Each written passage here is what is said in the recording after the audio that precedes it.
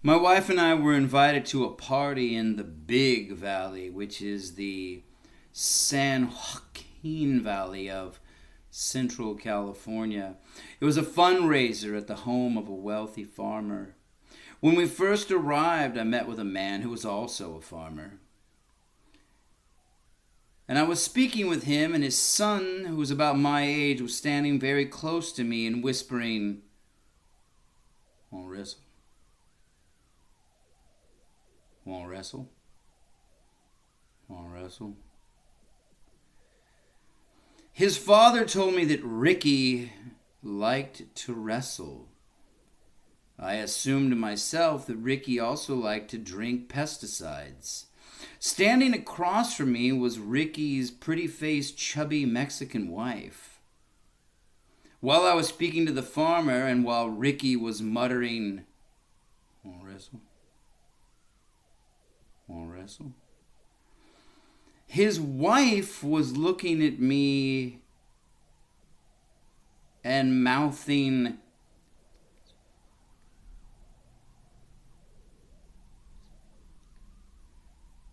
and I thought, yes, I could do that. But where would I go? And how long would it take for the Cialis that I had stolen from my elderly father the previous day taken to kick in? And would it last until I met with my wife later that evening? Fortunately, I didn't have to wrestle or the chubby Mexican wife, because the MC and auctioneer for the evening had strode to the microphone. Good evening, ladies and gentlemen. Thank you for coming to this wonderful event to benefit our community's children. It is important for them to know that their parents and greater society love and respect them and want to foster a good environment for them, and that their hopes and dreams should be fulfilled and never disparaged. I was afflicted with a disease known as bubble throatitis as a child. Yes, I have a permanent bubble stuck in my throat. But it never deterred me or my parents from me wishing and hoping and dreaming for a good life. And today I am a state legislator despite having bubble throatitis. So please, folks, pull out your checkbooks and let's raise a lot of money for the kids. Later that evening, I sat around a table after much food and much drink. I noticed over one of the shoulders of this group of men that I was sitting with, all farmers of means, a thin, hairless, glistening man emerged from the swimming pool and almost glide across the lawn where he stopped. The man sitting next to me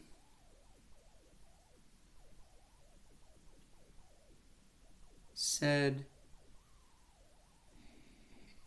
"Him boy, him gay," which I interpreted as this was his son and that he was gay. His homosexuality was of no consequence to me. I find it odd that people disdain and disregard people who are gay. To do so really is ignorant. To treat someone poorly or wish ill upon them simply because of the way they are born is wrong.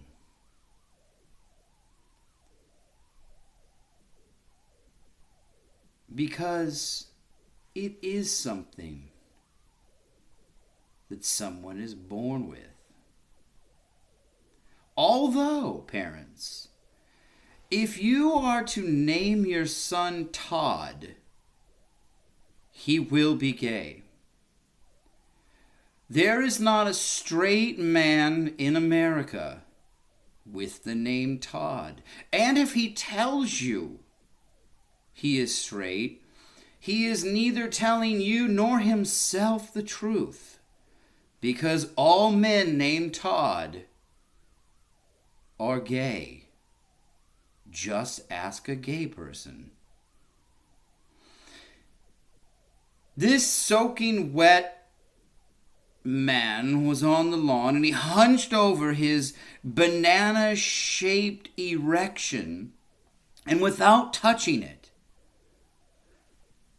moved his hands around it as if he were a magician,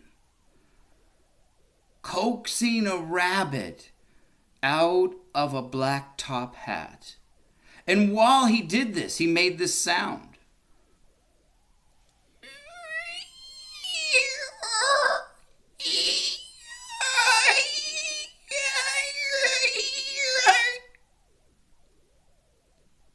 No one, not even his father, seemed to notice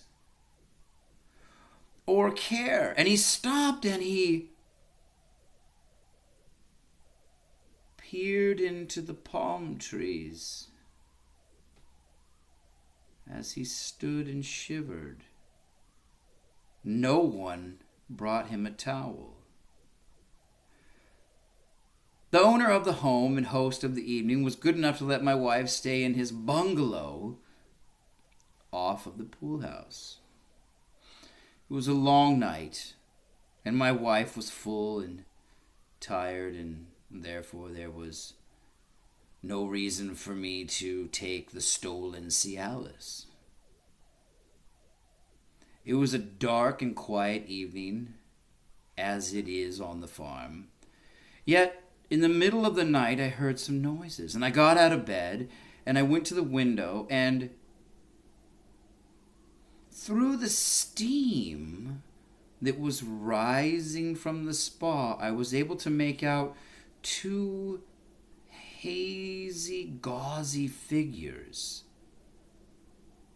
One I noticed as the glistening, hairless man upon the lawn. He was wearing a black and red Mexican wrestling mask.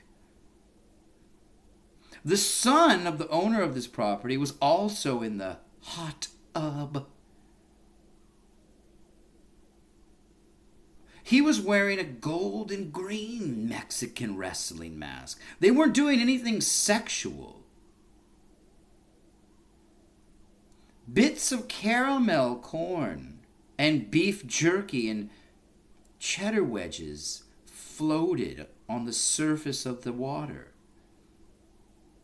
From time to time, they picked at it and ate it.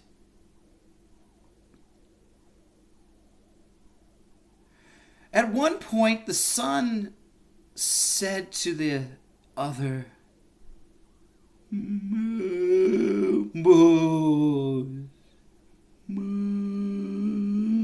boys."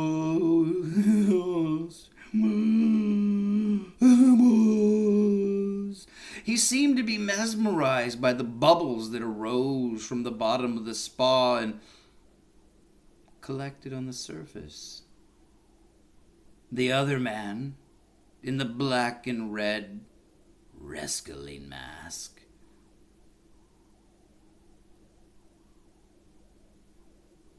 giggled. Bubbles! Bubbles!